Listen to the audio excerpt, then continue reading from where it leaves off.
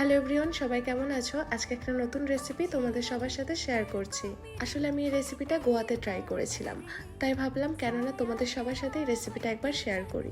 আমি মাছগুলোকে ভালোভাবে কেটে ধুয়ে নিয়েছি। এবারে একটা প্লেটে নুন, পোস্ত, হলুদ, কাশ্মীরি লঙ্কার গুঁড়ো, সর্ষের তেল দিয়ে ভালোভাবে মিশিয়ে নেব।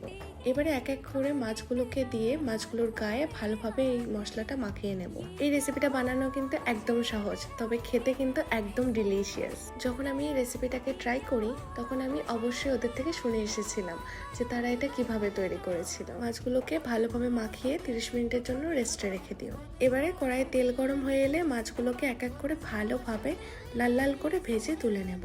বিচের পাড়ে বসে মাছগুলোকে এইভাবে ট্রাই করার মজাই আলাদা। তবে হ্যাঁ, তোমরা একবার বাড়িতেও এভাবে ট্রাই করে দেখতে পারো। ভিডিওগুলো ভালো লাগলে লাইক, কমেন্ট, শেয়ার করতে একদম ভুলো না। আর ফেসবুক থেকে দেখলে অবশ্যই একটু ফলো করে দিও। সবাই খুব ভালো থেকো। আজকের মতো বাই।